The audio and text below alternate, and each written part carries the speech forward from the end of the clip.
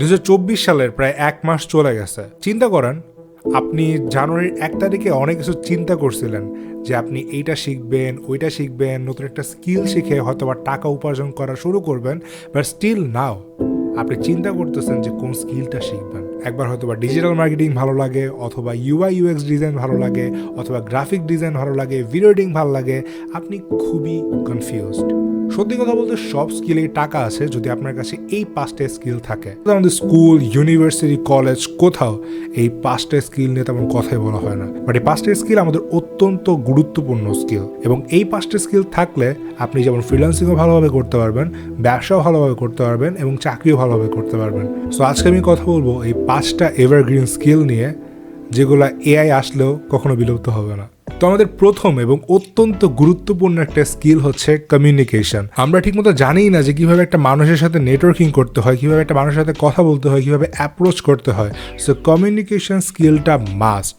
এবং অনেক সময় আমি আমার নিজের ইউনিভার্সিটিতে দেখেছি, অনেক ছোটো ভাই ব্রাদারদেরকে দেখেছি, তারা একটা বড় ভুল করে, সেটা হচ্ছে তারা স্টেজ ফিয়ারের কারণে স্টেজে ওঠে না বা মানুষের সামনে কোনো প্রেজেন্টেশন দেয় না।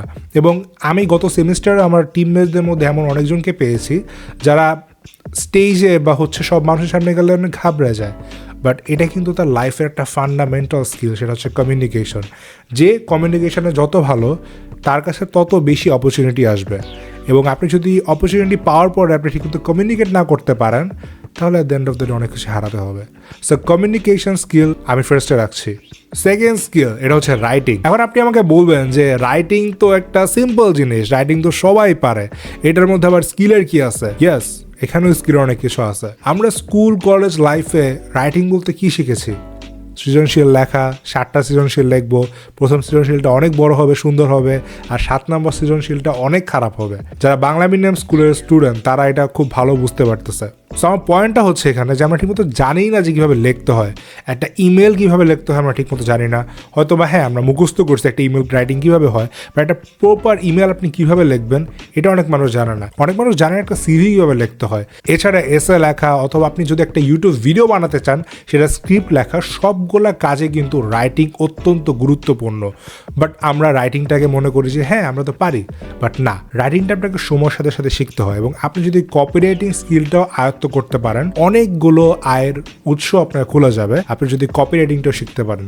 সো আমি প্রথমে বলবো যে রাইটিংটা অনেক ইম্পর্টেন্ট, এবং চাইলে পরবর্তীতে আপনি কপিরাইটিং, কন্টেন্ট রাইটিংগুলো শিখে এগুলো থেকে আয়ও করতে পারেন। তৃতীয় জিনিসটা হচ্ছে পার্সোনাল ব্র্যান্ডিং। এখনকার সময় এসে পার্সোনাল ব্র্যান্ডিং অত্যন্ত গুরুত্বপূর্ণ। আমরা এখনও মনে করি যে ওকে, আমি একটা স্কিল শিখবো, তারপরে গিয়ে আমি কমিউনিকেশনও করতে পারবো, আমি রাইটিংও করতে পারবো। বাট এখন মার্কেট এত কম্পিটিটিভ, সেটা হোক জব মার্কেট, সেটা হোক ফ্রিল্যান্সিংয়ের মার্কেট, সেটা হোক বিজনেসের মার্কেট। সো এখানে আপনাকে আপনার পার্সোনাল ব্র্যান্ডটাকে স্ট্রং করতে হবে। আমি বলতেছি না আপনাকে ইনফ্লুয়েন্সার হইতে হবে, আমি বলতেছি না আপনাকে ইউটিউবার হইতে হবে, বাট অ্যাটলিস্ট কোনো একটা প্ল্যাটফর্মে আপনার যে নলেজ সেটা শেয়ার করেন, সেটা শেয়ার করে একটা লয়াল অডিয়েন্স বানান, এবং সেখান থেকে আপনি অনেক অপরচুনিটি পাবেন। নাম্বার 4, সেটা হচ্ছে সেলস। সেলস আমরা মনে করি যে এটা একটা নর্মাল স্কিল, এটার মানে আমি রাস্তায় যে মানুষকে সেল করব, যেটা কোনো খারাপ কিছু না। বাট আসলে কিন্তু সেল এটার মধ্যে সীমাবদ্ধ না। সো আপনি লাইফে যাই করেন না কেন, সেটা হোক চাকরি, সেটা হোক ব্যবসা, সেটা হোক ফ্রিল্যান্সিং, বা যাই করেন না কেন, সেলস অত্যন্ত গুরুত্বপূর্ণ। সেলস এমন একটা স্কিল, সেটা যদি আপনি আয়ত্ত করতে পারেন, তাহলে আপনার যে স্কিল আছে, ধরেন কথার কথা আপনি খুব ভালো একজন কপিরাইটার, বা আপনি খুব ভালো একজন ভিডিও এডিটর, আপনি খুব সহজে আপনার ক্লায়েন্টের কাছে আপনি আপনার সার্ভিসটা সেল করতে পারবেন। বাট আপনি যদি অনেক ভালো ভিডিও এডিটর হন, বাট আপনার যদি সেলসের স্কিল না থাকে, তাহলে কিন্তু একজন বিগিনার ভিডিও এডিটরও যদি সেলসের স্কিল ভালো থাকে, সে আপনার থেকে বেশি টাকা কামাবে, কারণ সে তার প্রসপেক্ট বা তার আইডিয়াল কাস্টমারকে বুঝাতে পারবে, তাদেরকে সেল করতে পারবে। সো এটার কারণে আমি বলবো যে সেলস অত্যন্ত গুরুত্বপূর্ণ একটা জিনিস। 5 নাম্বার, সেটা হচ্ছে নেগোসিয়েশন। আমরা এখনকার সময় অনলাইনের যুগ আসার কারণে নেগোসিয়েশন একদমই করতে পারি না।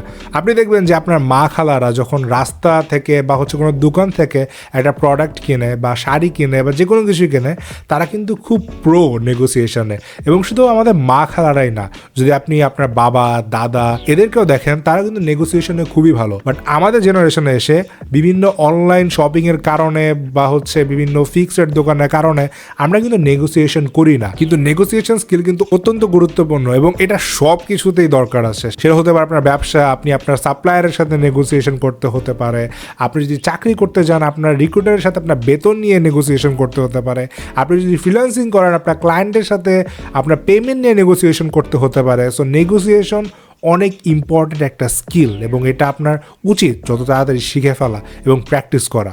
এবং আরও একটা স্কিলের কথা বলি, আমি জানি যে 5টা স্কিলের থেকেও বেশি বলে ফেলতেছি, এটা 6 নম্বর স্কিল, বাট এই স্কিলটা অত্যন্ত গুরুত্বপূর্ণ, সেটা হচ্ছে পার্সোনাল ফাইন্যান্স। আমরা টাকা অনেকে কামাই, বাট আমরা জানি না যে টাকাটা কীভাবে ইনভেস্ট করতে হবে, কতটুকু টাকা আমি আমার জন্য খরচ করব, নেক্সট মান্থের জন্য কত টাকা আমি সেভ করব, বা হচ্ছে গিয়ে আমি টাকাগুলো কীভাবে ম্যানেজ করবো, বরং ম্যানেজমেন্ট আমরা একদমই জানি না। সেটার কারণে যা হয় আমাদের সেভিংস থাকে না, এবং অনেক সময় দেখা যায় যে কোনো একটা কারণে আমরা যদি ক্লায়েন্ট না পাই, আমরা যদি চাকরি হারিয়ে ফেলি, বা আমাদের যদি ব্যবসায় মন্দা থাকে, তখন হচ্ছে আমাদের মাসে খুব টানাপোড়েন শুরু হয়। এছাড়াও খুব ভাইরাল একটা মিম আছে যে মাসের শুরুতে আপনি রাজা, বাট মাসের শেষে আপনার অবস্থা ফকিরের মতো হয়ে যায়। আর এটার মেইন রিজন হচ্ছে পার্সোনাল ফাইন্যান্সের নলেজ না থাকা।